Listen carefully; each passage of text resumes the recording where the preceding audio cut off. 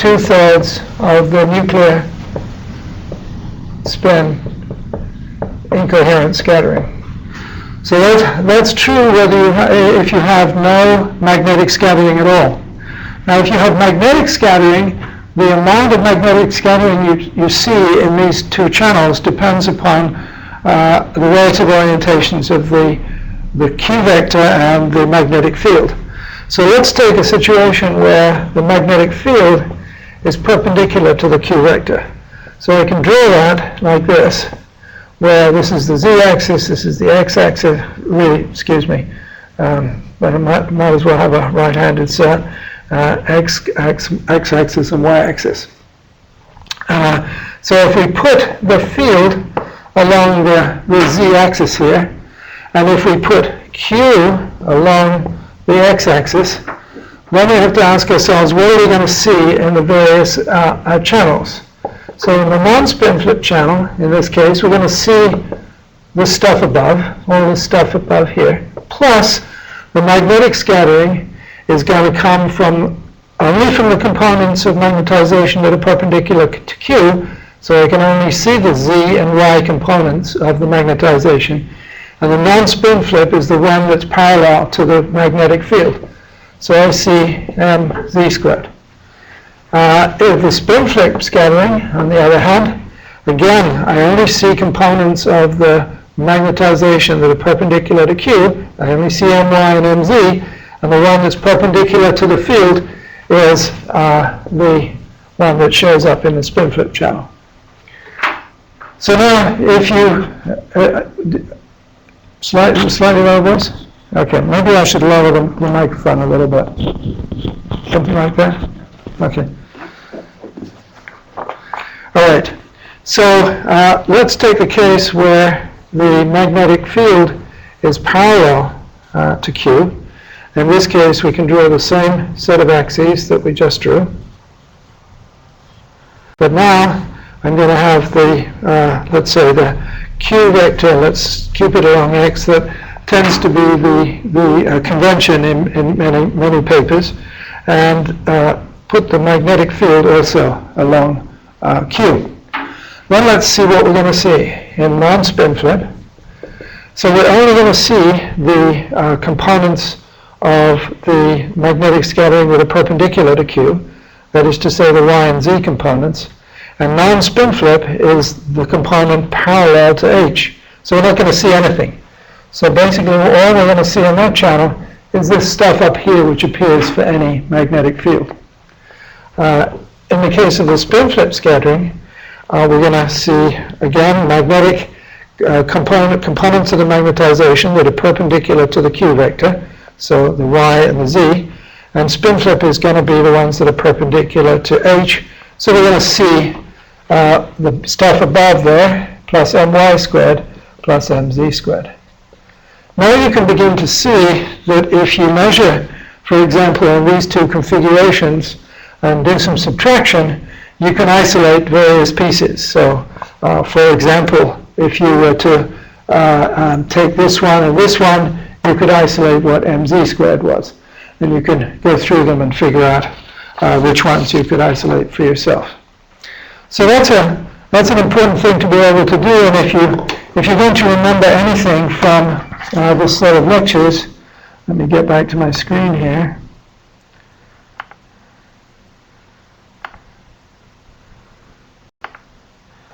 So if you remember anything from this set of lectures, probably this set of these important rules to remember on this view graph are the things you want to remember.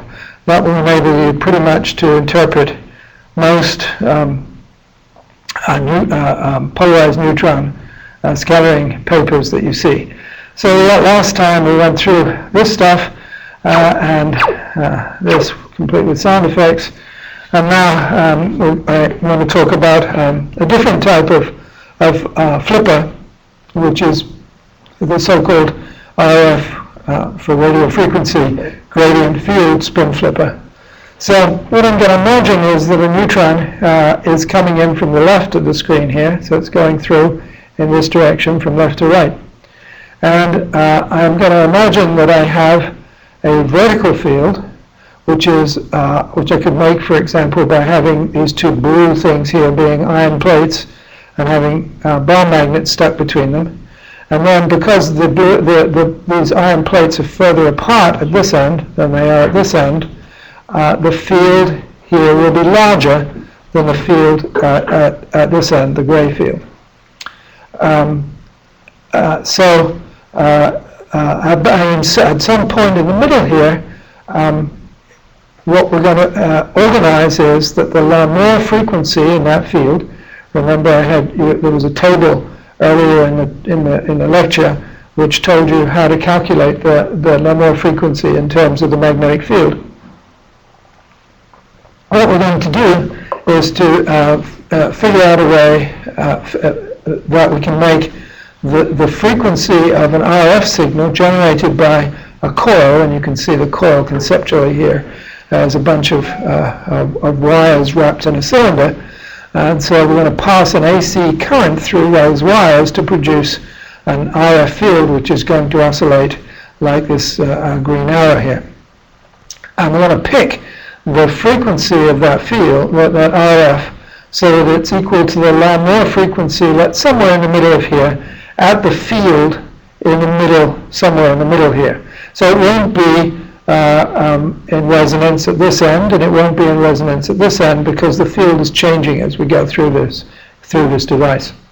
So let's think about what the neutron spin sees.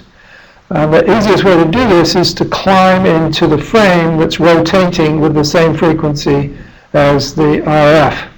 Now, if you're right in the middle here, because the spin precession is at the same frequency as the RF, in that frame, the neutron spin is constant.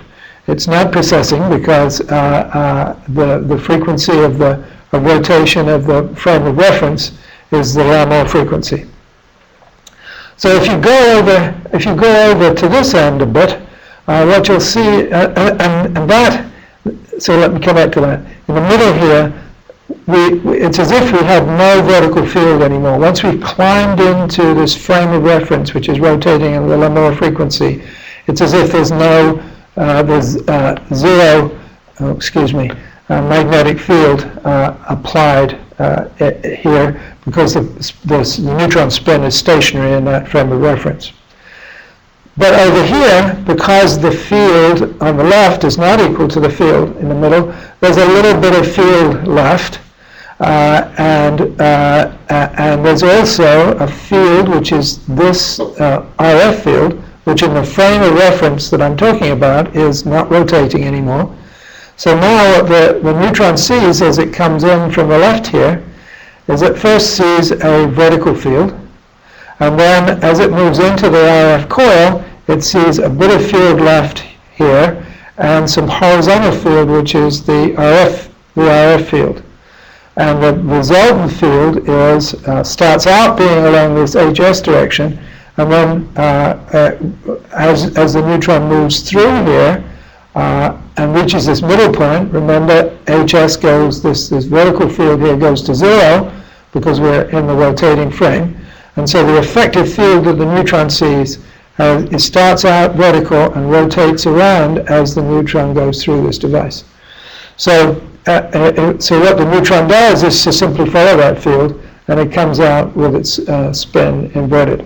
The great advantage of this type of spin flipper is there's nothing in the beam, because this is just a coil, an RF coil that is wrapped around the beam, and the beam just goes straight through it. So here's what one of those things looks like. If you do it, you can see the sheets of steel or iron here producing the vertical field, and you can see the coil in the middle here, and the current through that is what's producing the RF field. I wanted to go back over something else that I talked a bit about last time. For any of you who ever do any of this in practice, and I talk a little bit more about guide fields. So let me show you something here. So if you're going to do these sorts of experiments, you'll find that you'll often wind up with guide fields that control the neutron spin. And very often what they'll look like, if I try to draw it in 3 dimensions, is a couple of iron plates like this, and then a stack of bar magnets in the corner here, another stack of bar magnets in this corner that goes all the way up to there, a stack of bar magnets here, and then another one in this corner. So this is essentially like a stack of refrigerator magnets that, let's say, has a magnetization in this direction. Then the field in between these 2 plates is vertical here. So, so one question you can ask is, supposing I have one of these things and I'm going to look down on it, so that the field is like this into the blackboard. Let me make it correct from looking above. And then I'm going to ask a question, well, what happens if I have a similar guide field with some field in this direction, and these two are at a distance L apart? Is that going to work? Is it going to be true that the neutron spin starts out perpendicular to the blackboard here, and then gradually comes over and is guided into this other field? Essentially what we have here is that the field rotates through an angle of pi by 2, that is to say from here to here, over a distance L. So the field, the rate of rotation of the field in the neutron's frame, if you like, is just d theta dt is just pi over 2 times L. But the time that it takes the neutron to go that distance is just that distance over its velocity, which is just the length in meters times, roughly anyway, the wavelength in angstroms divided by 4 divided by 1,000. And the reason for that is that a 4 angstrom neutron travels at about 1,000 meters per second. And so what you wind up with then is that d theta dt, if I didn't do my arithmetic wrongly here, is roughly pi over 2 times 4,000 over L lambda, where L is in meters and lambda is in angstroms.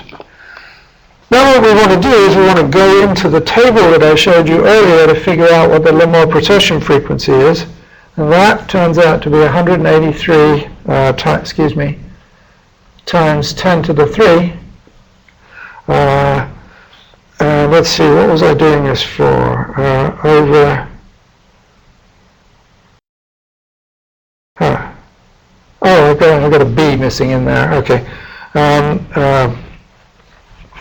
Why do I have I have an extra 10 in here, and I don't know why that occurred. But anyway, so I don't have the table in front of me. But basically, what you should be able to calculate is what the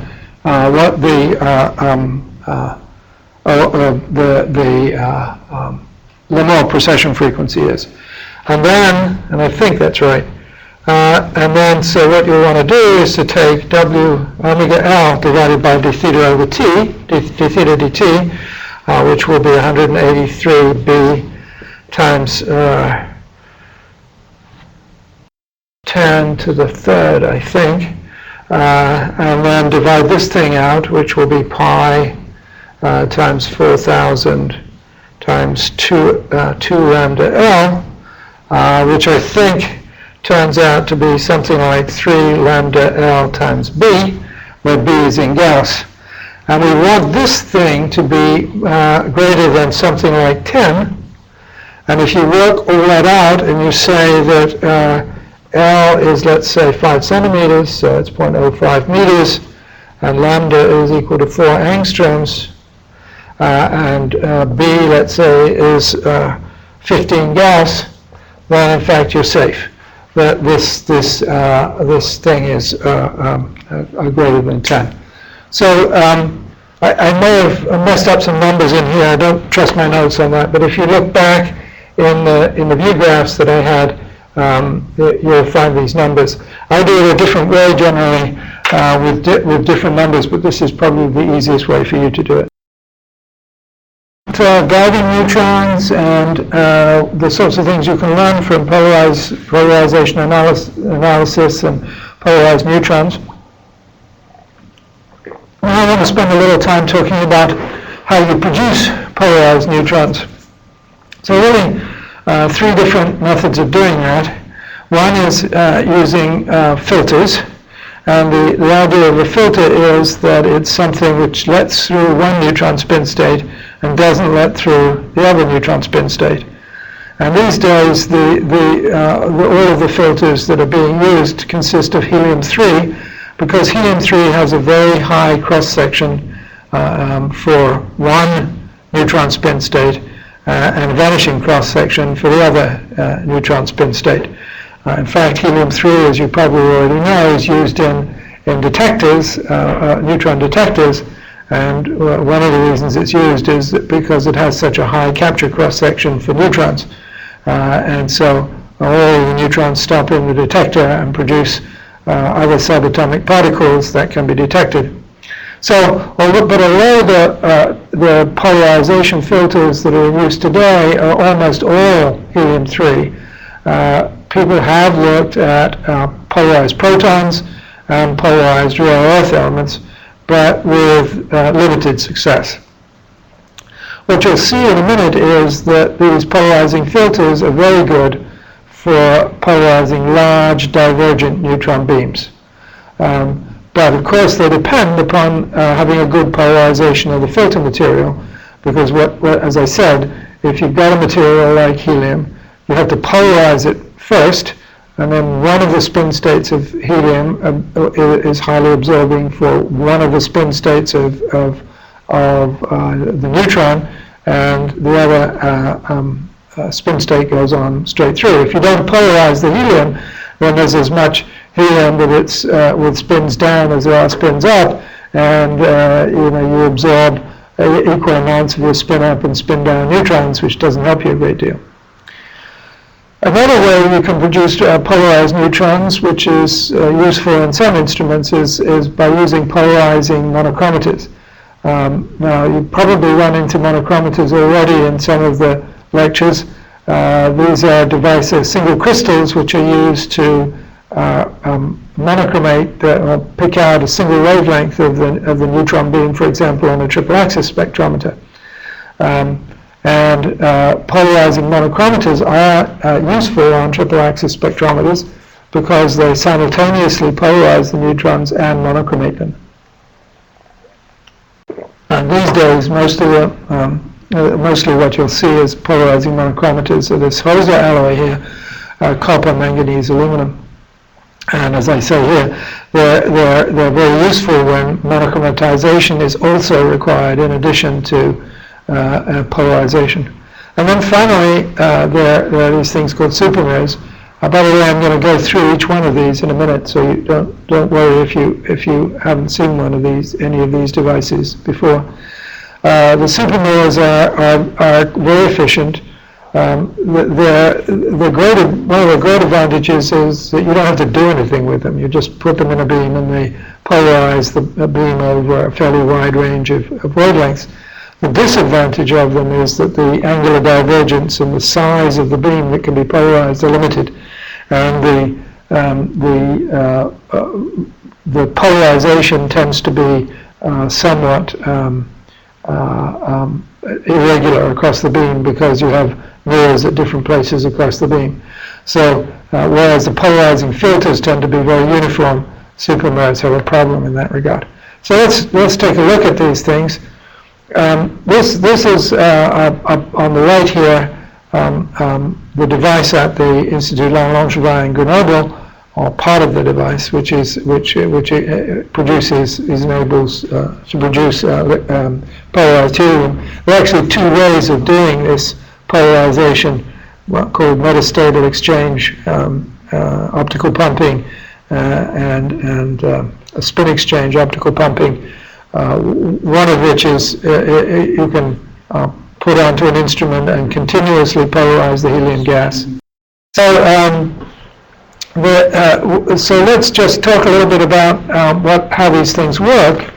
As I said, when we can bring up the blackboard again, what I'm going to show you is how these things work, and you can see the expressions at the top here. One is for the transmission of a filter, and that's the transmission, total transmission, or the total number of neutrons that get through it relative to the number of neutrons that are incident on it. The upstate is just given by this normal factor, where n is the number of nuclei. I said that wrongly. That n should be number per unit volume. Then we have, for the transmission of the minus state, also called the downstate, you have the same thing, but with a cross-section for the downstate. And so then you have the total transmission. Transmission, of course, is the so if you like, this is the number of neutrons that you get if you have one neutron in an upspin state that comes in, and this is the number of neutrons that you get if you have one neutron in the downstate. So the total transmission is just the sum of these things, e to the minus n sigma t plus e to the minus n sigma minus t, all divided by 2. And you can work out the polarization in the same way. It's just the difference of these two over the sum of these two factors. And if you work those out, what you'll find is you'll get these cosh and tanh factors of the type that I hope I have on the view graph here in a second. See then is that what the transmission and the polarization depend upon both the polarization and the density of the gas and on the neutron wavelength, because the cross section varies as one of the absorbing state varies as 1 over v. So typically what one has is that as you either increase the wavelength, or as you increase the pressure of helium, or you increase the length of the filter, the polarization will rise up here, and the actual way it rises up will depend upon what the helium polarization is. So the greater the helium polarization, the faster the neutron polarization will rise up and saturate. Similarly, the greater the helium polarization, the greater the transmission of both spin states. Now, what you'll see often is that people will tell you that there is a quality factor for doing polarized neutron work, which is the transmission times the polarization squared. And let's see, Colin. For many experiments, that's correct. If you want to do diffraction measurements where you're measuring the integrated intensity, for example, of bragg peaks, that is the right quality factor. That is to say, what you want to do in your experiment is to maximize this quantity, the transmission times the polarization squared, and that will give you the best statistical accuracy that you can get of the experiment. But there are experiments where this is not necessarily the right thing to maximize, so you need to be careful about that. Anyway, so this is polarizing filters, and here again you can see some of the devices that have been made. As I told you a few minutes ago, there are these two methods of polarizing helium. MEOP, which is metastable exchange optical pumping. This is what is used at the IOL. And what is done is that the helium is polarized at very low pressure and then pumped into a cell at higher pressure, and then the cell is taken carefully onto the neutron instrument in order to polarize the beam. And then there's this other type of pumping called spin exchange optical pumping, where one can put some, for example, rubidium into a cell with the helium, and then the polarized laser light polarizes the rubidium, and then there's a spin exchange between the polarized rubidium and the helium. And that can be done at higher pressure and can be done on the instrument. We actually have one of those working at the moment at Indiana on our polarized beam instrument. So this is a very good way to do polarization. As I say, in helium you only get transmission for one spin state. And so if you had a perfectly polarized helium, if you had 100% polarized helium, you'd have 100% polarized neutrons, provided your filter was thick enough. At the moment, people can get a little bit above 80% polarization of helium-3 gas. And the reason for that is that there are losses that occur of the polarization. And over the last 5-10 years, people have worked very hard on figuring out what these losses involve, and the one which is, I think, finally limiting the lifetime of polarization is interaction with helium and the walls of the cell. So this little glass thing here is a glass, or it's probably a special glass cell filled with polarized helium, and the little thing that you can see here is a sample, and that's scattering neutrons out through the polarized helium, and therefore letting only one polarization state of the neutrons through. Now, the advantage you can see of this device is that you can scatter neutrons through a very wide range of angles and still effectively measure their polarization, which as you'll see in a minute, is something that's very difficult to do with the other ways in which we can produce polarized neutrons. So typically now, the polarization of the neutrons, this is actually helium polarization, but as I told you, the helium polarization is related to the neutron polarization. And what you see here is, as a function of time, the helium polarization gradually decays inside this cell, and so the efficiency of the polarizing analyzer also decreases according to this exponential decay here with a time constant of several days. So you can afford to do an experiment for a couple of days and then maybe take this cell off and refill it with polarized helium and restart the experiment.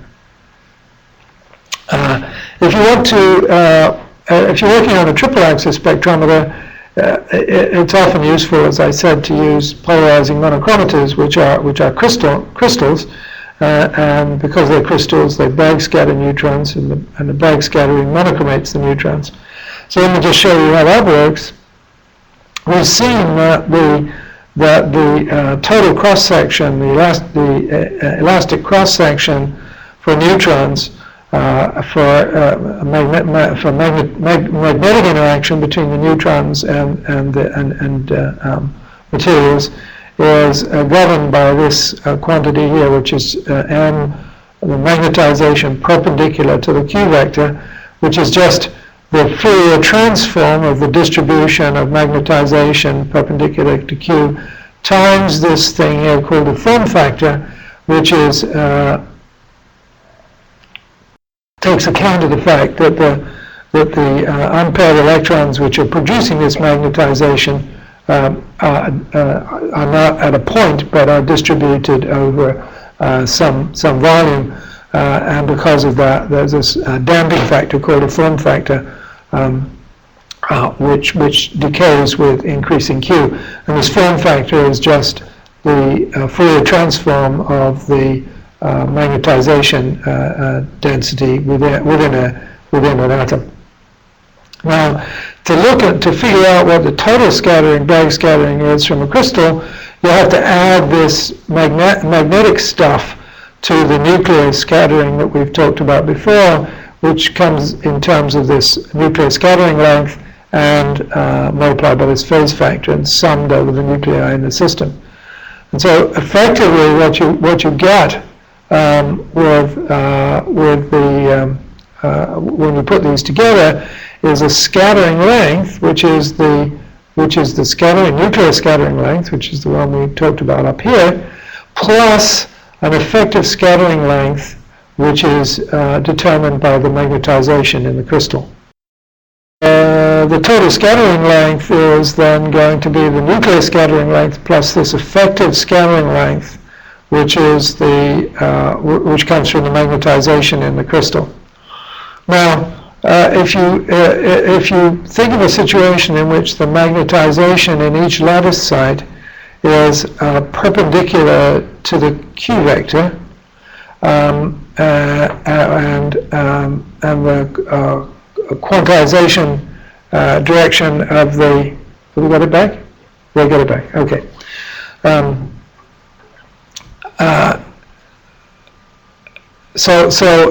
Let's consider a case when you're going to get non-spin flip scattering. So if we put the magnetization in the crystal perpendicular to Q, so Q is going to be essentially, let's imagine a situation. My monochromatic crystal here, I'm going to have neutrons that come in like this, are going to be reflected like this.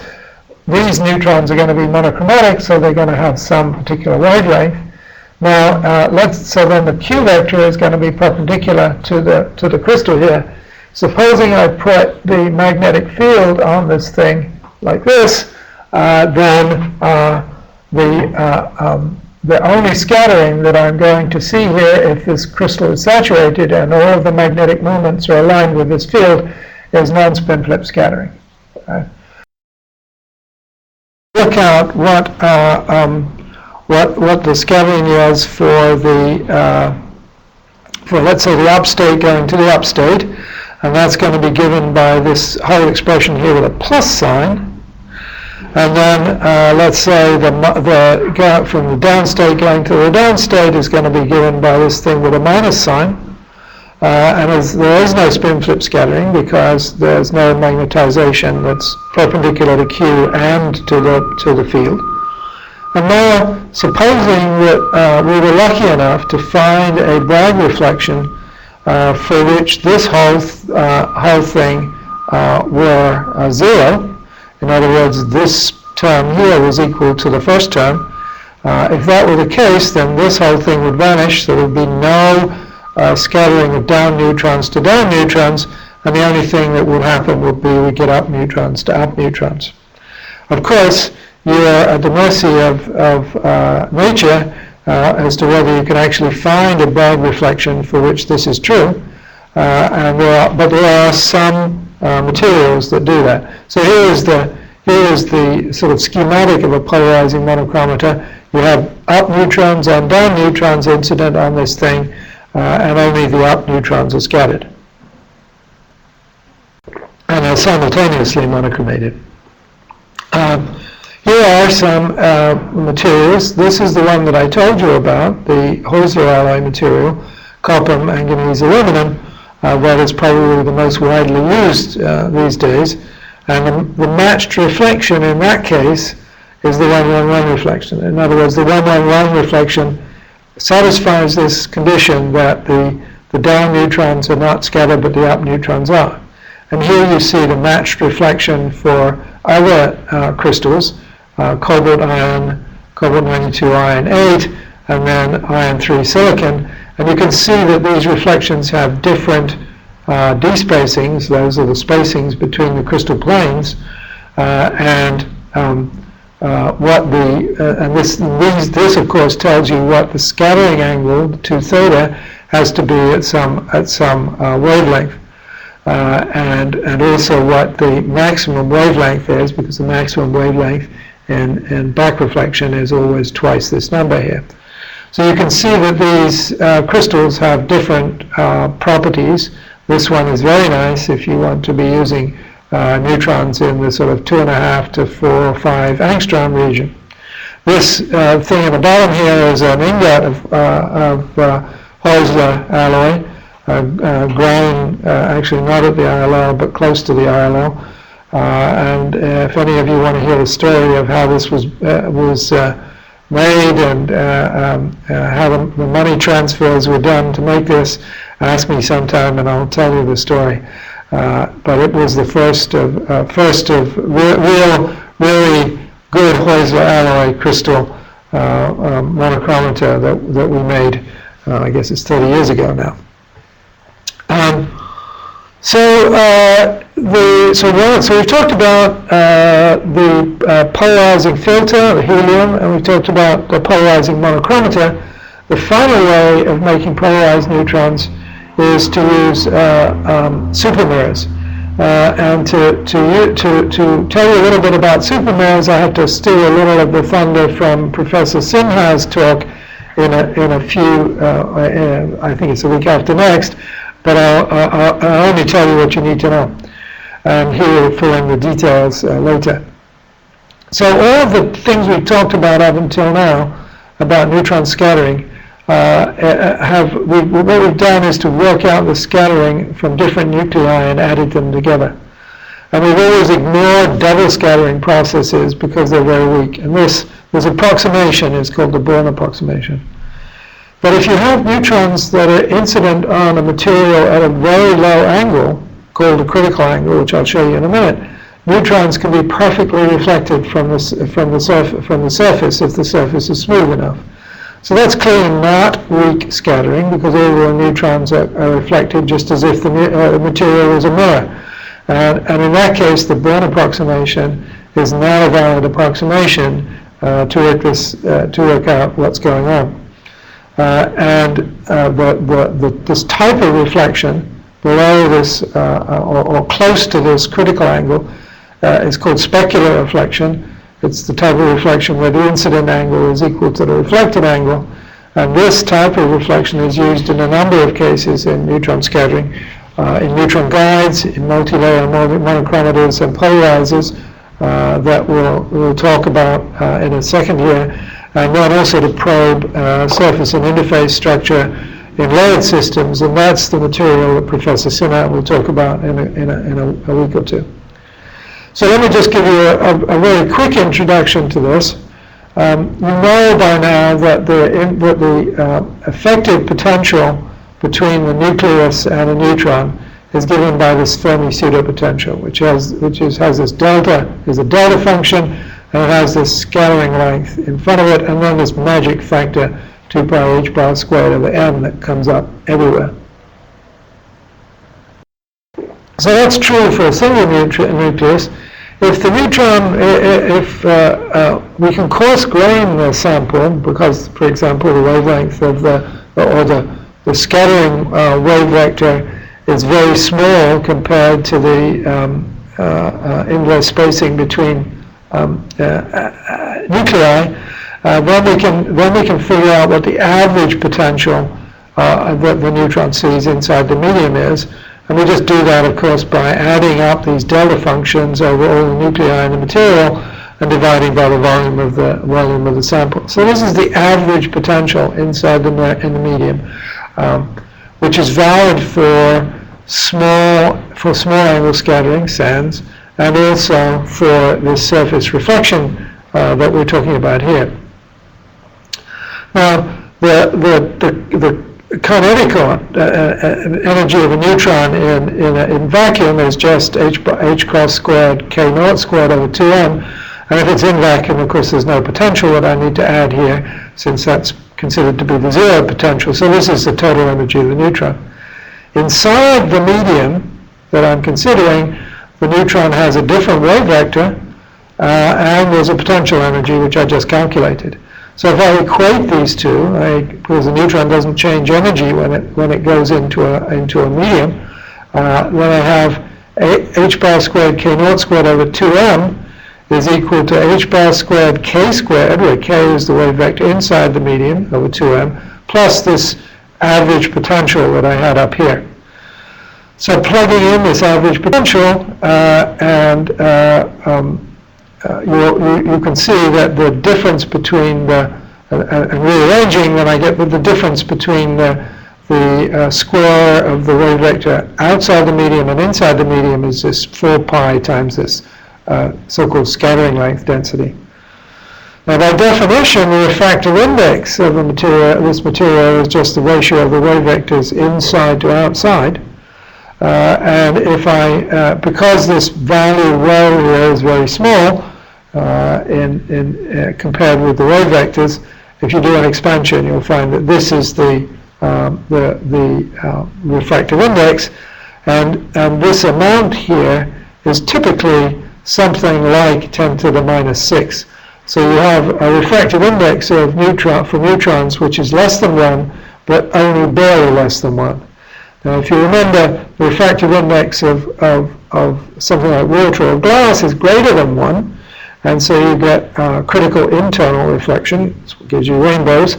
When the refractive index is less than 1, then you can get critical external reflection. That is to say, the neutron can be reflected from the outside surface of the material. Now we can do something which is similar to the trick that we did with the polarizing monochromators. We can work out what the scattering length density is if we have a magnetic material. So in that case, we'll have the nuclear coherent bit here and the magnetic bit that we already talked about, and the plus or minus will depend upon the relative direction of whether we're talking about upspin neutrons or downspin neutrons, effectively. And so if we can choose the coherent part and the magnetic part summed to be the same, then we'll be able to reflect only one of the neutron states.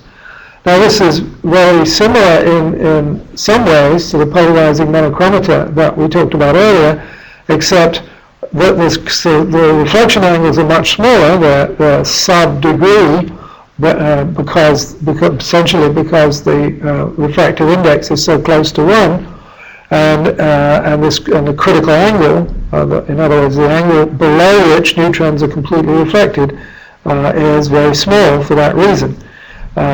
In fact, a typical number is that the critical angle in degrees is less than something like 0.1 times the wavelength in angstrom. So if you have a 4 angstrom neutron beam incident on nickel, which is for what the 0.1 is, then the critical angle is about 0.4 degrees. For other materials, it's less than that. So this sort of reflection from magnetic mirrors happens at very low angles, but it has an advantage, and that is that because we're averaging these things over materials, we can mix up the materials any way we want, and as long as we make them relatively homogeneous, we can pretty much figure out a way to choose materials where the coherent nuclear scattering and the magnetic scattering are equal to each other and will cancel for one spin state. So if you now, instead of using mirrors, let's imagine that instead of just having a solid piece of material, you had a layer, a thin film of a material which satisfied this condition that only one spin state was reflected. If you were to lay down a whole bunch of layers like this, which had different scattering length densities, then and you were to do measure the reflectivity of the surface as a function of angle, what you'd find is that below the critical angle, so this is increasing angle to the right here, below the critical angle there's perfect reflection, so this is reflectivity 1 at the top here. And then at some angle you'd get a Bragg peak which would reflect the spacing of these layers. So you've got a bunch of layers here. It's just like having atoms in a crystal, and they're arranged periodically, and so they Bragg scatter, and you get a Bragg peak and the Bragg peak will be at some angle, because this is a small angle approximation, which is given by the wavelength of the neutron divided by 2 times the repeat distance in this sequence of layers. So that would allow you, in principle, if you wanted to make a polarized beam that was Bragg reflected from some multi-layer mirror, because you would choose the materials that are in this multi-layer mirror so that for one spin state, the magnetic plus the nuclear, for example, in this material, was equal to the total cross-section of this other material, so you wouldn't see anything. And then for the other spin state, there would be a contrast between the different materials, just as there is in this gray and green picture here, and that will give you this Bragg peak. Now, you can do a bit better than that by making a stack of layers whose spacing changes as you go up through the bunch of layers. So the closely spaced layers, let's say at the top here, will give a Bragg peak out here, whereas the thicker layers, the layers with a larger periodicity, will give Bragg peaks at smaller angles. And if you're clever, you can fill this in and have a bunch of overlapping Bragg peaks and extend this critical reflection out quite a bit further, and also have this stuff be polarized because of this fact that you've made this choice of materials where there is a contrast between these materials for one spin state and there isn't for another. And here are a couple of candidates for that: iron silicon and cobalt titanium.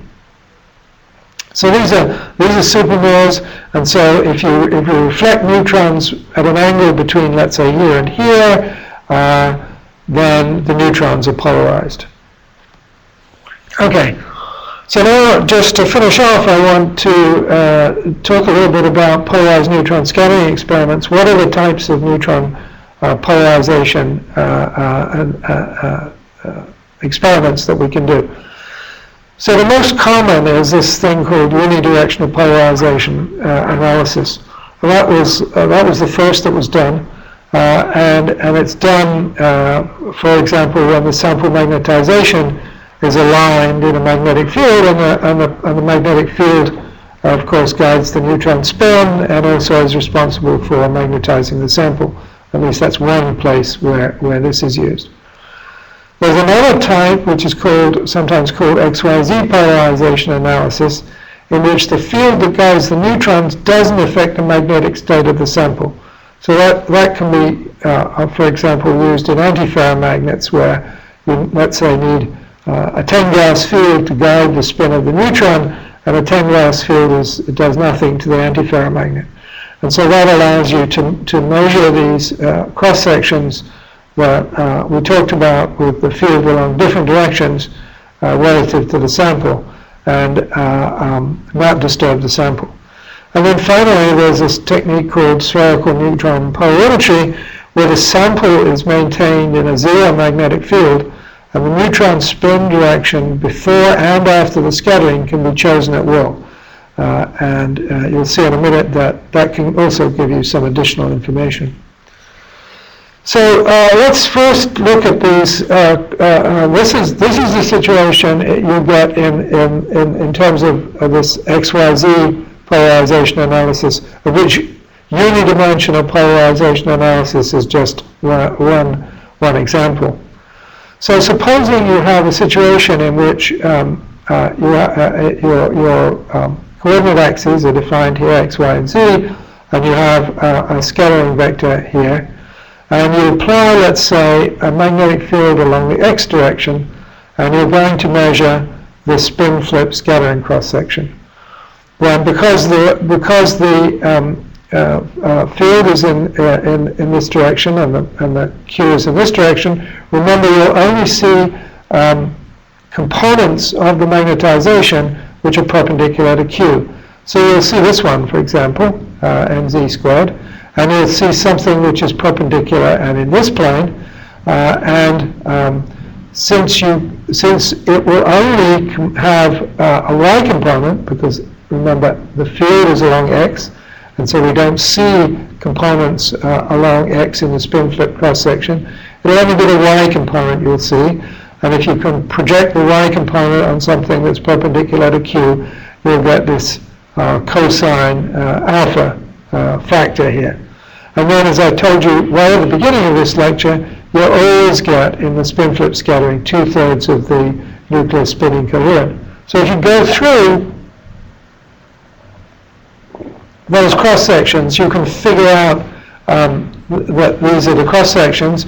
The only assumption you'll need to make in order to reduce the sort of the my squared and the mz squared to something to this is to make the assumption that the magnetic fluctuations are isotropic, namely that my squared is equal to mz squared is equal to mx squared, and that their sum is equal to this cross section for magnetic cross section.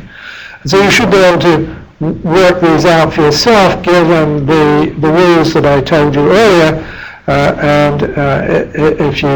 If you get tired of doing that, then go look in this paper by Moon, Wooster, and Kohler, where they're laid out also. Here are some examples, actually from these, the three here are taken from the paper by Moon, Wooster, and Kohler that I showed you at the bottom of this view graph. So here is a case where they've looked at nickel. And nickel has different isotopes which scatter differently.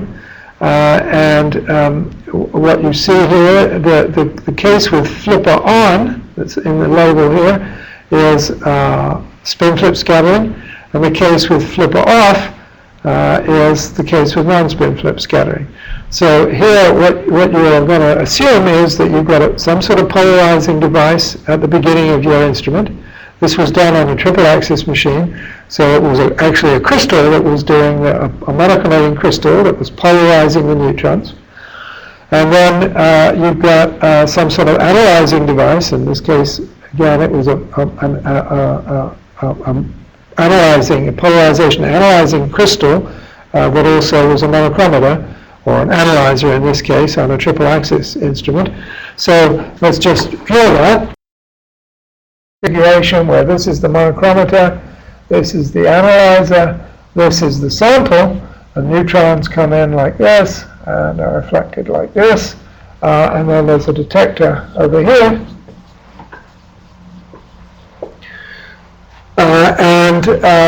This thing polarizes the neutrons, so let's supposing it gets you neutrons that are spin up, and then you're going to put in here a flipper 1, and you're going to put in here, let's say, another flipper 2. So if both of these things are off, and this one also reflects spin up neutrons, so if F1 and F2 are off, we're going to measure non-spin flip scattering because this one is up and this one is up. If F1 is on, then you're going to measure the minus plus state because the monochromator gives you up neutrons, the flipper flips them and gives you down neutrons. So the down neutrons are incident on the sample, and you're analyzing the up neutrons. This is, of course, if F2 is off. So you have to have both of those conditions true to get to measure this. And you can see by cyclic polymutation, by changing whether these flippers are on or off, that you can measure these different scattering cross sections. On a sample of nickel, and you only had, let's say, the one flipper, and flipper off would give you the non-spin flip, and flipper on would give you the spin flip. And you can see here that there is no spin flip scattering here. This is an energy scan, so you can see that it gives you that is just the isotopic incoherent scattering from nickel, and you can see that it's all in the spin flip channel. And that verifies what I told you earlier. If you were to look at nuclear spin incoherent scattering, vanadium is a very good incoherent scatterer with nuclear spin incoherent scattering. And what you can see here is that if you get the same result, whether the neutron polarization is parallel to Q or perpendicular to Q. That was what I told you right at the beginning of this lecture, that for nuclear spin incoherent, you always get 2/3 of it, which is this here, is spin flip, and 1/3 of it is non-spin flip. So you can see that this verifies that conjecture.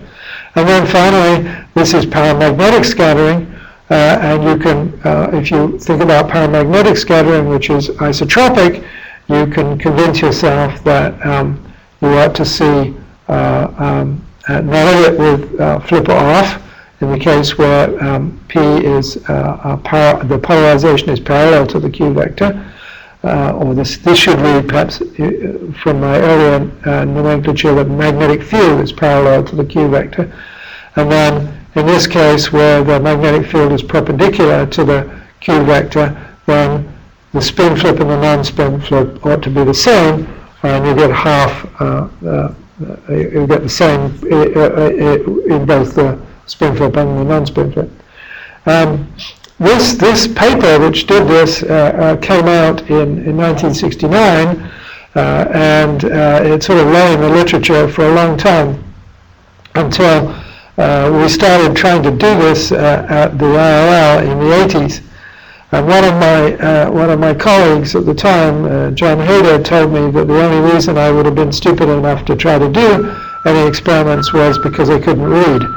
And he pointed out to me that this thing here, which is that these are counts per 20 minutes on the then world's most intense nuclear reactor, an 85 megawatt reactor at Oak Ridge, and these are huge samples. They're just test cases, and the statistics are not particularly good.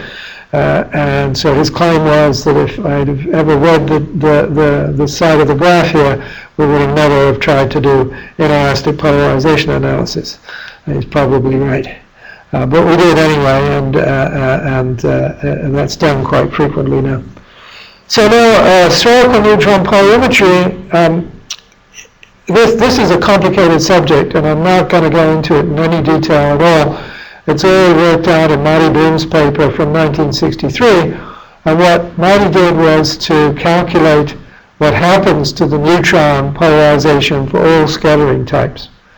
You can see part of it here, and let me bring in part of it. So this is the cross-section, and this M here is the term that you've been used to, which is the Fourier transform of the sum of the coherent scattering lengths. So this M star is just the neutron, the coherent nuclear scattering cross-section, and the spin incoherent. The isotopic incoherent as well. But it's the nuclear piece. Here's the piece you're used to from magnetic scattering, which is just the dot product or the square of the magnetization perpendicular to the Q vector. Here's another piece which we haven't talked about, but which doesn't occur unless the magnetization on different sites are not parallel to each other. Clearly, if the magnetization on different sites are parallel to each other, as in a ferromagnet, this is the cross product of two parallel vectors, and it just vanishes. However, if you have a spiral spin structure, then this cross product does not vanish, and there is a term in the cross section which involves this cross product, and also what the incident polarization is. And then finally, there's a nuclear magnetic interference term which also contributes to the cross section that we haven't talked about. And then here is the final polarization of the neutron beam in terms of the incident polarization of the neutron beam.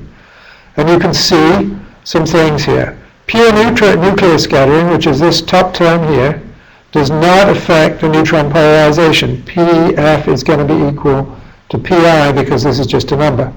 So these two vectors, P final and P initial, are parallel to each other.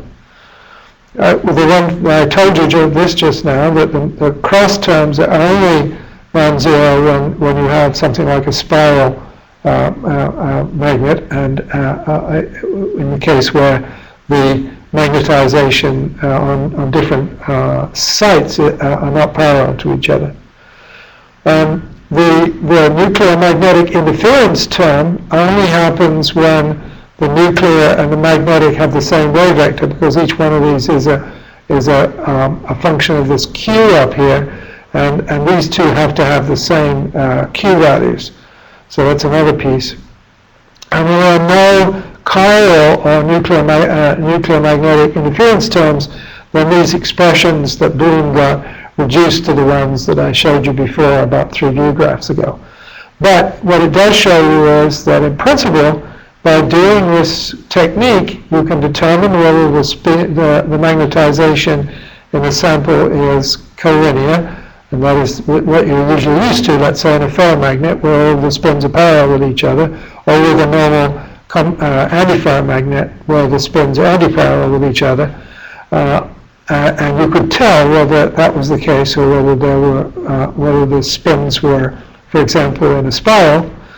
And you could also tell whether there was any interference between the magnetization and the structure of the material. So, for example, if you had, let's say, a charge density wave and a spin density wave in the material at the same time, then at the same wave vector, you would be able to see that. So now I'm just going to spend a couple of minutes going through some science with polarized neutrons in these next few view graphs, and then we'll stop. So sort of an industry that's been going on for a long time is magnetic diffraction.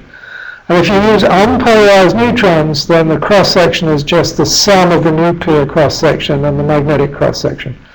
Well, the magnetic cross-section is the one that you've been used to in terms of, and the notation is different here, but this is still this magnetization which is perpendicular to the Q vector.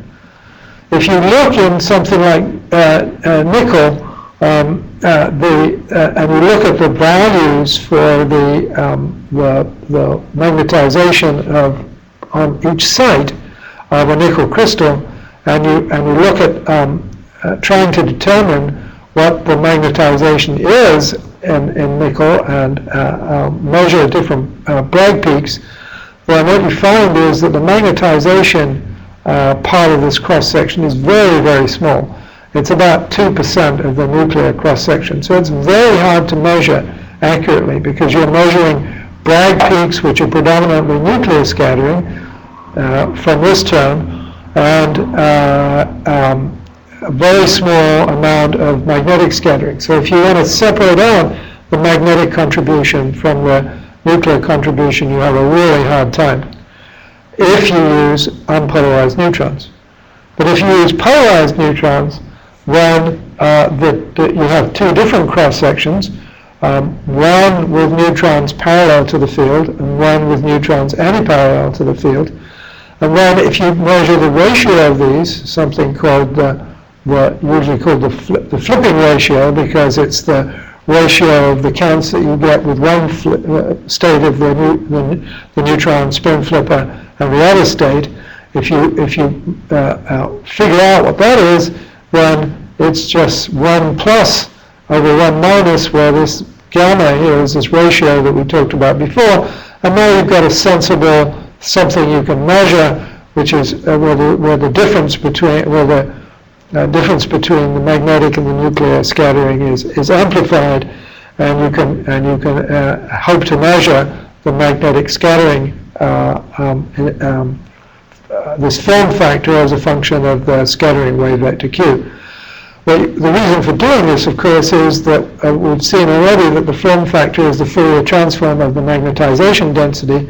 So if we can measure the magnetization, this scattering form factor at different Bragg peaks, and then Fourier transform it, we can determine the electron density, or at least the density of unpaired electrons responsible for the magnetic scattering in a sample. And here are some examples. Here's an old example from 1976, one of the first, and here's a much more recent example from chromium, looking at the spin, the electron spin densities in those materials. Here's an example of looking at diffuse scattering. Since we're almost out of time, I'm going to pass on this one and go on to a polarized neutron reflectivity, which I'm not sure whether Professor Sinha will cover, but I probably will. And I just want to give you a quick example. So here's an example of something which is very relevant, which is exchange bias systems, which you'll find in all of your computers. And the deal here is that you have layers of materials which are alternately ferromagnetic and antiferromagnetic. And if you field cool this system of layers through the Néel temperature of the antiferromagnet, so that you've got the ferromagnet is magnetized, and you field cool through the Néel temperature of the antiferromagnet, what is thought to happen is that the spins in the antiferromagnet align at this interface with the spins in the ferromagnet. And it's thought that, or at least conjectured originally, long way back by Boone and Middlejohn, that this was the reason that the hysteresis loop for things like this are shifted and are no longer centered on H equals 0. So a crucial concept here is that is this pinning of spins at this interface. And so a question you can ask is, well, are these spins really spins really pin, excuse me. And so here's an example of an experiment that I'm not going to discuss in great detail, but it's one in which cobalt, which is a ferromagnet, was laid down on top of iron fluoride, which is an antiferromagnet, or on top of manganese fluoride, which turns out to be a very nice crystal that is lattice matched almost to iron fluoride. So this gives you a very nice system that where you can probe the magnetization as a function of depth through this cobalt and into an iron fluoride system. So here is a sample. What has been done here is that the sample has been field cooled in a magnetic field which corresponds to this red vector here, parallel to the 001 axis of the iron fluoride. And once it's been field cooled, the sample is rotated such that a small field is applied perpendicular to the field cool direction. Then neutrons are reflected from this system, and the various cross sections are measured. And you can see that the plus cross section and the minus cross section, I think I showed those differently, are different. And since from the difference between those two, you can deduce the magnetization that's parallel to this applied magnetic field during the experiment. There is spin flip scattering, and the spin flip scattering already tells you and the only spin flip scattering, since Q is perpendicular to these layers, all of the magnetization that's going to scatter is going to be in the plane of these layers. And the only one that's going to give you spin flip scattering is along this red direction here. The fact that you get spin flip scattering at all tells you that not all of the spins were aligned by the let's see, is that right? Yes. Not all of the spins were aligned by the cooling field. You can also use this data and fit it, and if you fit it, you can find the spin directions through and here are the components of the various spin directions within the layers, and you can see that the spin orientation is actually a lot more complicated than this simple-minded thing that I showed you earlier. So finally, let me show you an example of an inelastic scattering experiment. I'll let you look at this one. This was done with unpolarized neutrons. Let me show you one with polarization analysis. This is a fairly old experiment, but nevertheless, it's sort of interesting. If you have a saturated ferromagnet with a field parallel to Q, then all of the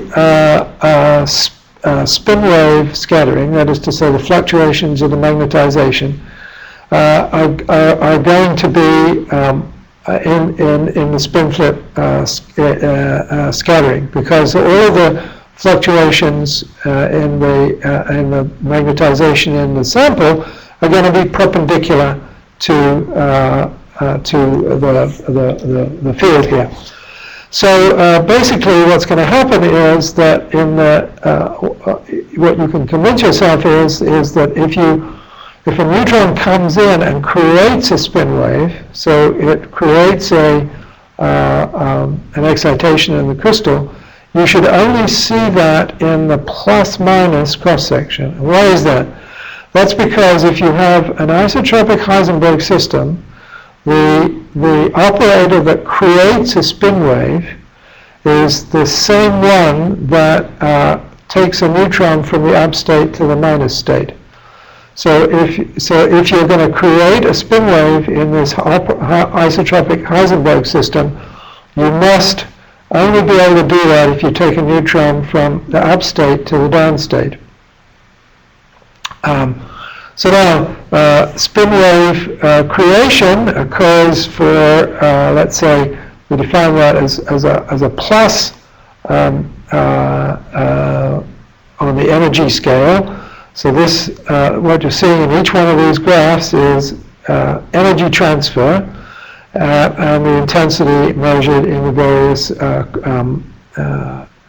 spin cross sections. So you can see when we're comparing low temperature with high temperature. And at high temperature, everything works out fine.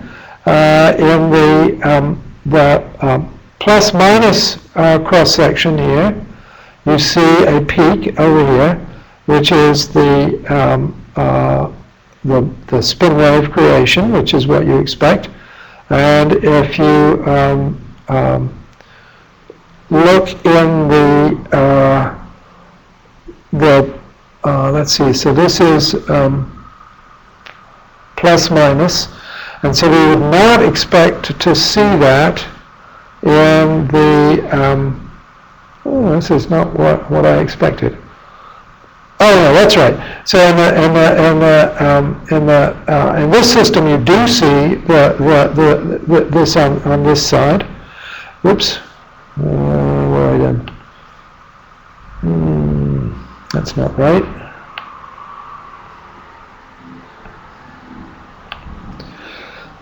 So the data are consistent with this being a Heisenberg system at 12 Kelvin, but not at 2.1 Kelvin. And what this tells you is that the Hamiltonian for this cesium nickel trifluoride is not an isotropic Heisenberg system at low temperature. So if you can go there and look at this paper, which I've forgotten exactly how it works now, but essentially by doing the polarization analysis, you can actually tell whether this system is an isotropic Heisenberg system or a planar Heisenberg system. And in fact, there was a theorist who worked this out. They worked out the relative polarization of the spin wave scattering, and here's what it should have been if it was an isotropic Heisenberg system, and here's what it is if it's a planar system. So with that, I'll leave you on polarized neutrons and polarization analysis, And next week we'll start talking about Lamont-Oegling. Now, if there are any questions that anybody wants to ask, I'd be happy to answer them now. So I don't know whether anybody wants to type in a question. Do you have anything there? No questions from anybody?